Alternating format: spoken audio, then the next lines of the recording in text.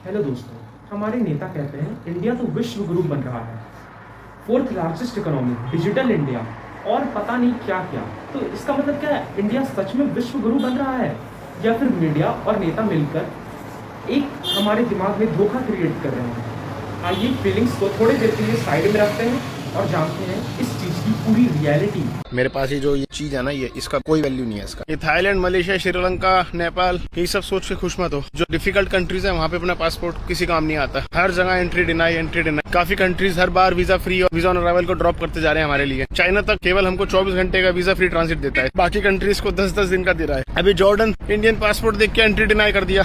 Egypt जैसा country invitation letter मांग रहा है। केवल अमिताभ बच्चन और शाहरुख खान के नाम से लोग खुश होते हैं। जब डॉक्यूमेंट पेपर वर्क की बारी आती है तो हमें मना कर दिया जाता है। पासपोर्ट रैंकिंग में हम हगते जा रहे हैं हर बार। मैं एज ए ट्रैवलर, मैं भी तो एक जापानीज, यूरोपियन, अमेरिकन ट्रैवलर के इक्विवेलेंट हूँ। अगर नेशनलिटी को हटा दो, मेरे पास पैसा है, मेरे पास डॉक्यूमेंट्स पूरे हैं, मेरी ट्रैवल हिस्ट्री बहुत अच्छी है, तब भी मेरा पासपोर्ट देख के मुझे हमेशा देखा जाता है, चेक किया जाता है। कई बार मना कर दिया जाता है। नहीं, आप में से काफी लोग बहुत ज्यादा इंटरनेशनल ट्रैवल नहीं करते हैं, तो आपको नहीं पता है इंटरनेशनली हमारे पासपोर्ट की वैल्यू कितनी खराब है। इकोनॉमी में, हर चीज में, हथियार में, आर्मी में हम बहुत अच्छे हैं, फिर पासपोर्ट में क्यों हम भाग रहे हैं? कोई सवाल ही नहीं करता है। सब लोगों को रिलीजन के सवाल करने हैं, मंदिर मस्जिद में उलझना है। इंडियन पासपोर्ट दुनिया के वीकेस्ट पासपोर्ट में से है। जी हाँ, एक रिपोर्ट के अनुसार इंडिया का जो रैंक है पासपोर्ट में वो 77 है। जी हाँ, 77, 1 2 3 4 तो भूल ही जाओ, 77। कंपेयर करो कहाँ, जापान जिसका फर्स्ट रैंक है, या जर्मनी जहाँ पे 190 प्लस कंट्रीज में तो ऐसे ही एंट्री मिल जाती है बिना वीज़ा का। मुझे एक सिंपल जवाब दो, क्या विश्व गुरु को दुनिया एंट्री भी नहीं देती? यहाँ सिर्फ काम स्लोगन्स का होता है, स्वच्छ Bharat, smart city, digital India और पता नहीं क्या क्या।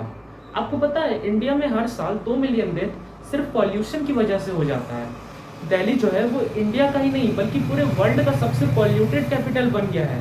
70% से ज़्यादा वेस्ट यहाँ पे बिना प्रोसेसिंग के डंप होता है। स्मार्ट सिटी में भी रोड्स के गड्ढे जिंदगी ले जाते हैं।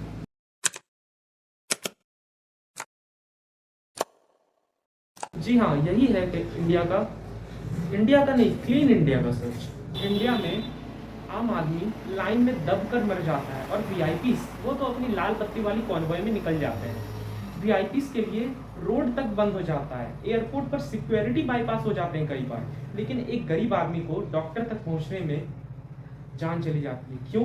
सिर्फ ट्रैफिक के चलते। मैं आपको एक वीडियो दिखाता हूँ जहाँ पे एक लड़की रिक्वेस्ट कर रही है कि उसका एग्जाम छूट जाएगा, उसको प्लीज जाने दीजिए, लेकिन वो फिर भी पुलिस उसको जाने नहीं दे रहा है। क्यों?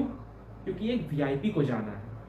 वीआईपी के जाने की वजह से यहाँ बिना कोई रोक टोक के वजह से यहाँ पे हमें रोक दिया गया। I don't know who the VIP is, but वो वीआईपी के चक्कर में मेरे मास्टर्स के एग्जाम निकल जाएंगे। हमें तो यही रोक के रखा।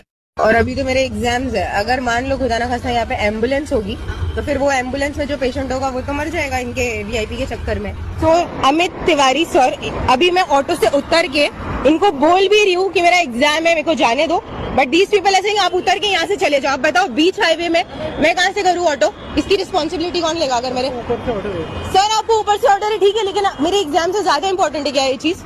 5 मिनट ये ऊपर हो गया, ये पूरा रास्ता खाली हो गया। आप आगे जाके दूसरा कुछ पकड़ सकते हो। आप यहाँ देख लो, आप खुद देख लो, वहाँ से ऑटो मिलेगी। आधा घंटा वेट करने के बाद इट्स नाउ 10:30 और पेपर फाइनली छूट गया।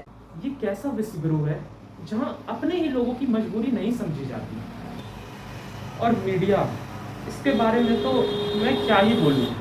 असली मुद्दा छोड़कर हर चीज चलता रहता है।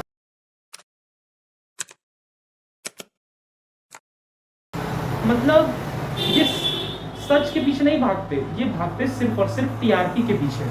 और अगर कभी भी टीआरपी मिलने में कोई कमी रह जाए तो हिंदू मुस्लिम का मुद्दा तो हमेशा जिंदाबाद है। इंडिया जो है वो दुनिया की 4th लार्जेस्ट इकोनॉमी बन गया है, पर आम आदमी अभी भी 100 रुपए से हफ्ता खींच रहा है।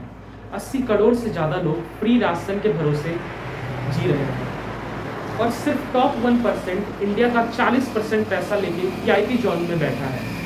जीडीपी बढ़ने से कोई विश्व गुरु नहीं बनता जब तक जेब में पैसा ना हो और प्लेट में खाना ना हो। सवाल ये है कि ये ग्रुप सिर्फ उनके लिए है जो जिनके पास सब कुछ ऑलरेडी है। हमें ये बात समझना पड़ेगा, जब तक एक गरीब की जिंदगी नहीं बदलेगी तब तक ये 4th लार्जेस्ट इकोनॉमी एक टोपी है, कोई ट्रॉफी नहीं। भाषण में ही सब कुछ परफेक्ट है, बट असली भारत अभी अंधेरों में ही है। अभी भी जात के नाम पे भेदभाव होता है। अभी भी मैनुअल स्कैवेंजिंग जैसी घिनौनी मजबूरी में लोग जीते हैं।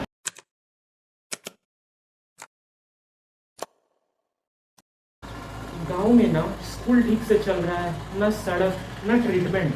एजुकेशन एक लग्जरी बनकर रह गया है। विश्व गुरु होने के लिए सिर्फ इकोनॉमी नहीं, इंसानियत भी चाहिए।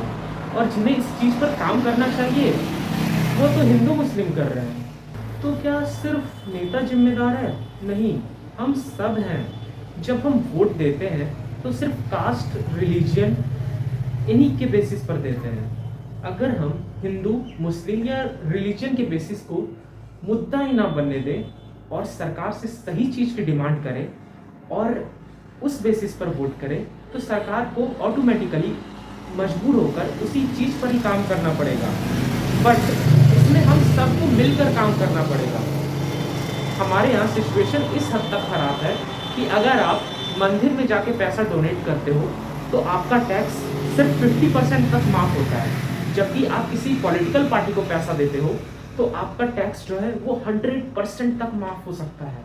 तो अगले बार अब से आपको कोई बोले कि इंडिया तो विश्व गुरु बन रहा है, तो उनसे पूछना सच में या फिर वो सिर्फ एक इल्यूजन में जी रहे हैं।